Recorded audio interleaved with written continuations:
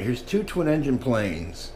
We have the twin RV7 that I built that has a rudder, and we have the Ultrix 600. This is a stock version that does not have rudders, and this one from E-Flite comes with differential thrust built in, and it's quite good, but you can't adjust it or anything.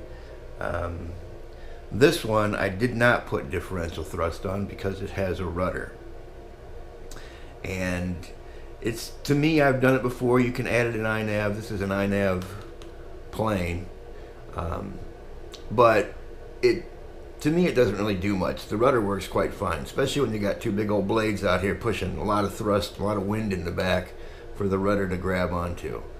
So this thing turns great, and I could put differential thrust on it, but it really doesn't do anything.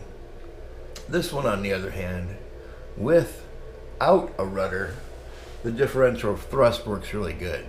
And this one's actually working better than the one I just set up, the little red plane. Although it is stock, and the worst thing about stock and using Spectrum is the range. Works good on a little track running I've been doing, but if you're flying, you go a little too far, you don't have much range. But anyways, the whole point of this being this plane with the rudder, you don't really need differential thrust, even though you can put it on.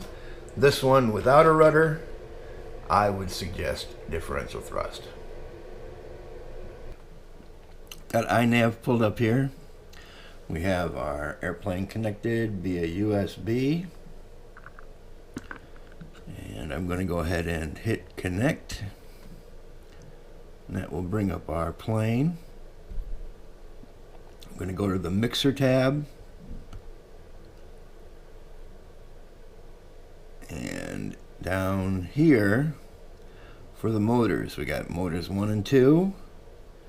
And over here we got our, this is where you adjust your differential thrust, right there. So we got 0.6, and we're going to bring it up 1, 0.7, 0.7, or negative 0.7 here. And then we're going to hit save and reboot. And that will save our settings and bring us up to date.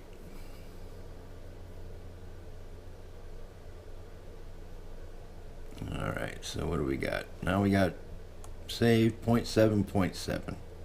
Now one of the big channels on YouTube for Inav is Andrew Newton.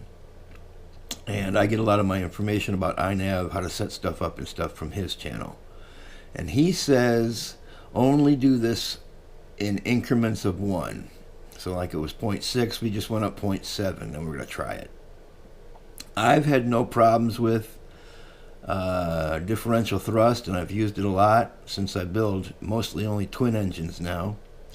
But he says there could be a problem, so I just go up 1 increment at a time, test it, and see how it goes, because I'm really just interested in making it around the track. I'm not interested in doing stunts or anything like that.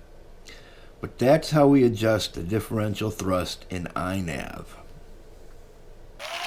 Alright, so here we are at the track. It's a nice Saturday morning. We're in the golden hour here. There is no wind, so that's one easy way to test this. And we're just going to go around the track and see if our settings are what I want. I do this track stuff because it's a challenge, and it's also very FAA friendly. I'm not violating anybody's airspace. You know, 10 feet off the ground here, 6 feet off the ground. So that's basically why I like it. Plus it's fun. So what I'm trying to do is see how fast I can go around here without actually having to bank and yank, just with the differential thrust and a little bit of turning with the ailerons here.